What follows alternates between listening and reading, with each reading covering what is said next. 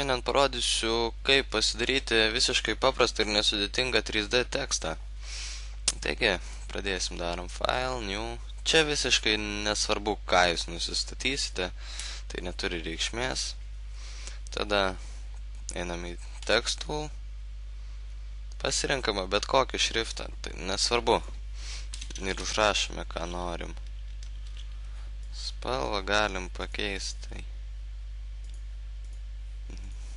Tokią, sakykim. Gerai. Nunešam.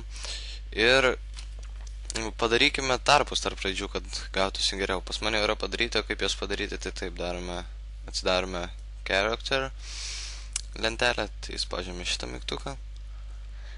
Ir padarome štai čia 100 ar 200.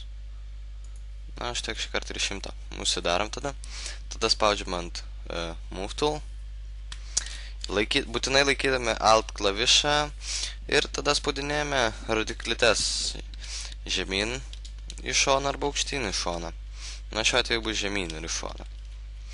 Na, štai matom ir kad šiek tiek storėja, tai yra daugėja. Ir matome, kad, kai baigiame, matome, kad prisidarė daug teksto kopijų. Taigi dabar pažymime nuo pirmos, laikydami Shift klavišą, nuo pirmos kopijos, bet ne nuo teksto, iki paskutinės ir tada darome dešinės pelės klavišas ir, atsiprašau, ne čia,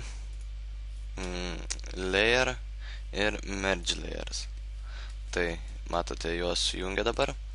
Ir dabar galime išsikelti savo pradinį pirmąjį tą 3D tekstą į viršų, kad jis būtų viršui. Ir tada darome ant jo Blending Options. Ir darome Color Overlay. Bet kokia spalva, gali būti šį kartą raudona. Ir dabar žymiai aiškiau matos, kad tai yra 3D tekstas. Aha, atsiprašau.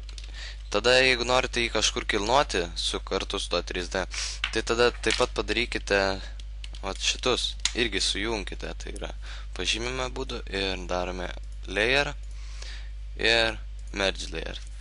Dabar galime nešioti juos ir turbūt efektus dėti, nebandžiau. Na štai, matom, susikūrėme visiškai paprastą 3D tekstą ir greitai ir lengvai. Taigi, tikiuosi padėjau, iki.